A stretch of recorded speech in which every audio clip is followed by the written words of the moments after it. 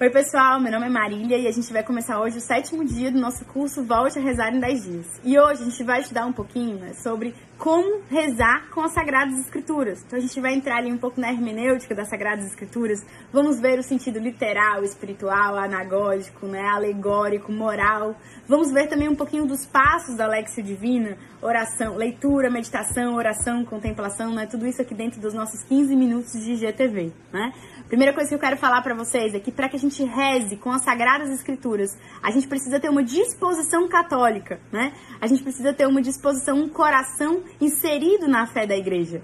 Isso porque durante 1500 anos, o testemunho sobre nosso Senhor Jesus Cristo, que é isso que a Bíblia quer nos mostrar, o Cristo ressuscitado, a verdade sobre o Cristo ressuscitado, ela foi levada às pessoas, a todas as pessoas, ela foi anunciada, o Evangelho foi anunciado, mesmo antes que houvesse o livro, E durante 1500 anos, na escassez da Bíblia. Não existia Bíblia nas igrejas, nas casas, Uma biblioteca de 200 livros era alguma coisa muito rara naquele tempo. Hoje eu acho que eu tenho 200 livros aqui na minha casa. Olha, eu vou sustentar para vocês aqui a minha biblioteca. Olha que graça, E aí era muito raro, que os livros, que as pessoas tivessem acesso aos livros antes que Gutenberg inventasse a imprensa, que Lutero traduzisse a Bíblia para o alemão, Não tinha como as pessoas terem acesso, E a igreja, durante todo esse tempo, ela foi sustentando a fé no testemunho de nosso Senhor Jesus Cristo, fazendo com que Jesus ressuscitado chegasse às pessoas, muito antes que a Bíblia chegasse, Então eu preciso compreender a Bíblia, eu preciso rezar com a Bíblia dentro de uma postura católica, dentro de da ideia da fé da igreja, Outra coisa é que eu preciso ter profunda humildade de contemplação com o mistério, do mistério. A igreja, ela não exclui a razão, mas o racionalismo, o empirismo, que quer fazer com que toda a realidade caiba dentro de um tubo de ensaio, é um tipo de limitação que não é compatível com a disposição do coração que quer contemplar o mistério do Cristo ressuscitado dentro da Escritura, Então, às vezes a gente fala, eu não consigo entender, eu não consigo perceber. A igreja, a teologia está cheia de argumentos perfeitos, que você vai lendo ali e você olha aquela conclusão e o seu coração se aquece, Porque é perfeito, porque é lógico, Deus não nega a nossa razão de nenhuma forma, mas é necessário a humildade de dizer, Senhor, eu creio em Ti. Mesmo que essas palavras, olha a última aula que a gente deu aqui, Mesmo que essas palavras, venham antes da nossa certeza, para que a nossa certeza, a nossa fé vá se inserindo nessas palavras, Eu me lembro de um momento muito difícil da minha vida que uma promessa de Deus parecia ter sido quebrada, E eu me lembro de chegar em casa, do médico, Era uma realidade médica e eu repeti, por orientação dos meus formadores, Senhor, eu creio que você pisou nessa terra, Eu creio que você beijou os teus discípulos, eu creio que você andou ali, no mar da Galileia, que você pisou esta terra e que você fez tudo isso pensando em mim, Então, olha como é difícil, crer nisso, olha como é difícil crer nisso, Mas a gente vai falando e a gente vai tendo essa fé da humildade, do coração que quer crer, E que fala que quer crer e não luta, contra a fé. Então pronto, a disposição católica, a disposição de humildade, para que Deus não resista ao nosso coração soberbo, E aí a primeira coisa que eu queria dizer para vocês é que a Bíblia, assim como nosso Senhor Jesus Cristo tem uma natureza 100% humana e 100% divina. A Bíblia, ela também tem um autor 100% humano e um autor 100% divino, Queria mostrar para vocês aqui a nossa encíclica que a gente vai usar hoje, que é a Verbum Domini, É o segundo capítulo da primeira parte, que é a hermenêutica das Sagradas Escrituras, Essa encíclica tem na internet, então tá aí uma leitura boa pra você. Eu procurei a Dei Verbum também, deixei até as encíclicas aqui pra mostrar pra vocês, Mas eu perdi. E esse aí é o mal de você emprestar livros, Igual emprestar escova de dente, uma hora você vai se arrepender, E aí, justamente, eu tava falando pra vocês que a encíclica vai nos dizer desse autor que as Sagradas Escrituras têm, Que é 100% divino e que é 100% humano. E aí eu trouxe pra vocês também outra coisa pra mostrar, que é este livro aqui, que é a História da Arte, E aí ele vai mostrar uma coisa bastante interessante para que a gente possa fazer vocês visualizarem essa questão do autor divino e do autor humano. O Caravaggio, uma vez, que é um pintor, ele foi chamado para pintar São Mateus Evangelista, E aí o primeiro quadro que ele pintou foi esse aqui, ó. Vou ver se eu consigo mostrar para vocês, Pronto. Essa imagem aqui, que parece que São Mateus está psicografando o Evangelho. O anjo, ele segura na mão de São Mateus, Então aqui, ó, tá vendo? E aí, quando a igreja recebeu esse quadro aqui, ela falou, não, Caravaggio, não tá bom, vamos pintar de novo, porque tá errado. São Mateus grosseiro, né, com as mãos muito grossas, os pés muito grossos, né, ali sofrendo, tentando copiar, como se ele não fosse o autor do evangelho, né. E aí, o Caravaggio vai e desenha esse aqui, ó, que é o que realmente ficou. Que é o apóstolo ali, com as próprias mãos escrevendo o evangelho, sendo inspirado pelo Espírito de Deus, né? Vocês conseguem ver aqui, tomara que dê tudo certo. Então, pronto.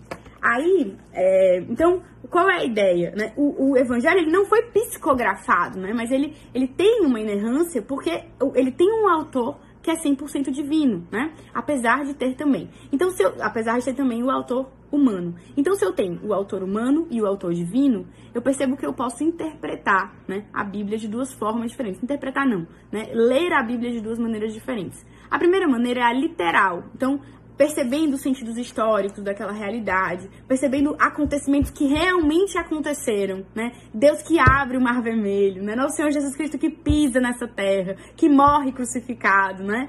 Com todos os fatos históricos que estão em torno daquela história do Evangelho, né?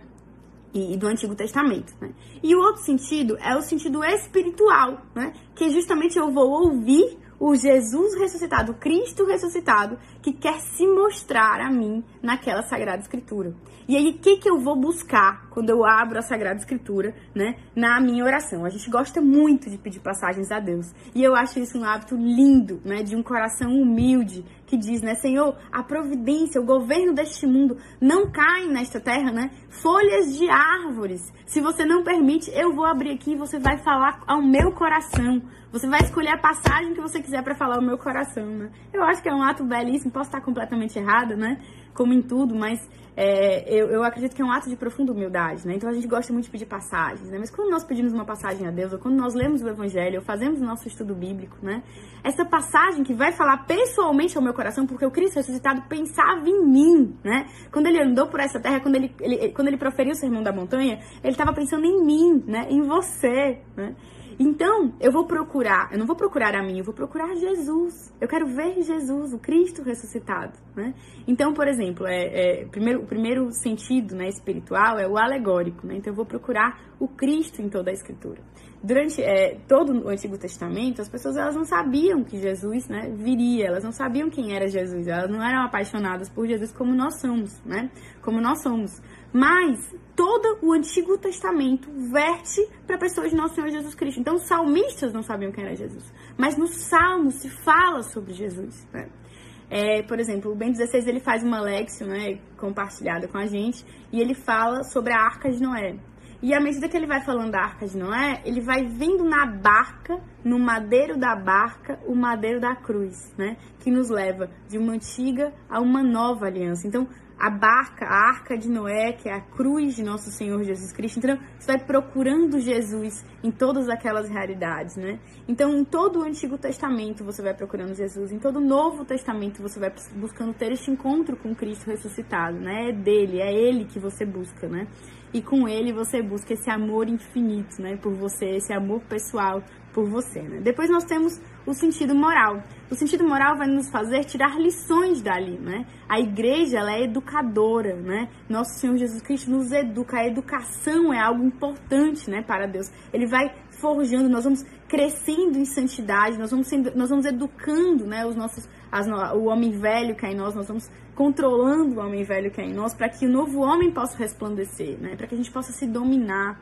Então, as lições que nós vamos tirando ali, as verdades absolutas, os conselhos perfeitos que nós temos na Bíblia, né? Que nós precisamos levar para a nossa vida. Então, em momentos de profunda tribulação, de profundo sofrimento, ver o sofrimento de Nosso Senhor Jesus na cruz, né? Por que a igreja nos diz agora para que a gente recite, celebre a Via Crucis, né? Porque a recitação daquele momento vai nos trazer ao nosso coração a verdade, né? Então, os nossos problemas ficam pequenos diante da cruz de Nosso Senhor Jesus Cristo, né? Ficam pequenos diante de Jesus flagelado, né? Diante de Jesus destruído. E aí, né, nós temos também, né, esse sentido moral, nós temos ainda o sentido anagógico. Nós buscamos nas Sagradas Escrituras, né, o vértice para o céu, né? Nós buscamos aquela flecha, aquela seta que nos aponta ao céu, que nos aponta à eternidade. nós vamos estudando a história da nossa salvação e a gente vai se lembrando o que é que nós estamos fazendo aqui, né? Nós vamos nos lembrando o que é que nós estamos fazendo aqui. Então, esse sentido, como diz Moisés, né? Lembrar que a nossa âncora precisa estar, né, fincada no céu, né? E a partir dali nós vamos nos movimentando, mas nós queremos o céu, nós queremos a eternidade. Então, a Bíblia, né, ela como se fosse, as Sagradas Escrituras, né, como se fosse um menino travesso, né? Essa é uma imagem do Anthony Aslan, né, sobre um outro livro, depois eu falo pra vocês, né, de um homem que vem numa esteira rolante de um aeroporto e um menino travesso coloca o pé na esteira e ele é içado a uma outra realidade. Então a Bíblia, ela nos leva a uma outra realidade, ela tira o nosso cabresto aqui das nossas situações, ai, meu dinheirinho financeiro, ai, meu probleminha de saúde, ela nos leva o Cristo ressuscitado, a história da salvação, a eternidade, o céu, né? Então ela nos puxa para a verdade da nossa vida, né? Então são esses mais ou menos, né, a grosso modo, os sentidos, né, que a gente vai estudando, que eu li aqui na Verbum Domini, né? E também no Catecismo da Igreja, né? E aí nós vamos também para a Léxio, né? A igreja, ela vai nos ensinar, né, ler a palavra de Deus. A primeira coisa que nós vamos fazer ao ler a palavra de Deus é ler a palavra de Deus. E à medida que nós vamos lendo, nós vamos decorando, nós vamos memorizando a palavra de Deus. Eu me lembro que na minha adolescência, né, diante de pecados recorrentes, às vezes o meu coração, né, ficava triste, eu não conseguia pensar que Deus pudesse me perdoar. E aí a passagem, né, da Bíblia que vinha na minha mente era: as misericórdias de Deus se renovam a cada manhã. Então a memorização desse pequeno versículo me salvava em momentos de profunda tristeza, de profunda falta de fé. Então memorizar. A comunidade tem os CDs dos Salmos, que são muito legais. Eu acho que tem no Spotify, o pessoal do Ministério de Música pode dizer onde é que tem no YouTube, né? E a gente pode colocar aí na nossa casa, porque como eles são musicalizados, eles têm música, né, dentro dos Salmos, você vai decorando a palavra de Deus, decorando os Salmos, né, porque parecem músicas. Então a gente pode aí fazer cessar a pornografia, né, o áudio das pornografias, das músicas pornográficas dentro da nossa casa nessa quarentena, colocar a palavra de Deus, né, para ressoar ali, né, até para os nossos vizinhos. Tem uma galera que tá querendo botar o som fora de casa, né, não indico, tá? Então pronto, aí, brincadeira.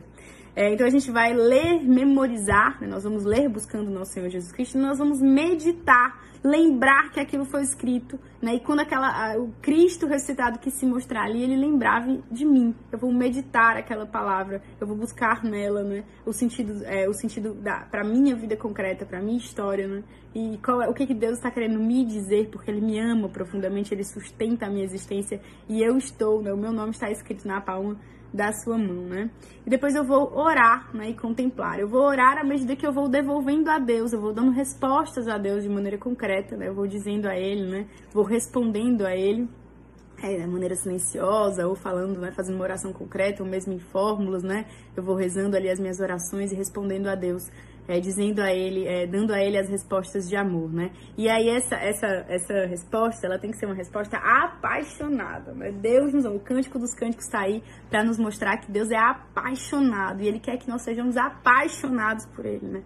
Então dizer que Ele é o nosso grande amor, que Ele é o nosso esposo, né? E nós vamos perder tempo com isso, né?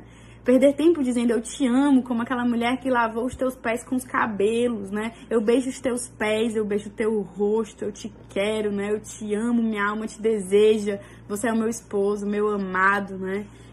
Você morreu por mim, né? Eu quero viver e morrer em ti. Então todas essas coisas que a gente precisa ir dizendo e respondendo ao nosso Senhor, e não simplesmente, né? Jesus, como vai ser o discernimento? Me ajuda, cessa a pandemia, que a nossa oração só é isso agora, né? Eu tô mais solta aqui nesses vídeos, né? Tem que parar. Depois nós vamos fazer a contemplação silenciosa do mistério. A gente vai contemplar, né? A gente vai calar o nosso coração e permitir que aquela oração seja sorvida, né? Ela realmente gere no nosso coração os efeitos e os frutos que Deus quer fazer. A Amy que diz, né? Que uma vez ela estava na capela, né? E aí ela olhava para Jesus e falava. Era como se Jesus estivesse trabalhando e nem escutando o que ela estava falando, né? Então ela silenciou e ficou ali para que Jesus trabalhasse o seu coração. Nós temos fé, né? Nosso Senhor Jesus Cristo é ressuscitado e vivo e vem nos visitar. né? E é Ele que nós procuramos quando nós rezamos com as Sagradas Escrituras, né? Eu teria aqui, enfim, acabou o nosso tempo, né? Eu queria mostrar para vocês a Catena Áurea, alguns estudos bíblicos da comunidade, trouxe aqui algumas bíblias, né? Algumas traduções para mostrar para vocês, né? A Bíblia, o Novo Testamento em grego, o Antigo Testamento em hebraico, mas aí não deu tempo, né? Então é isso. Um grande beijo.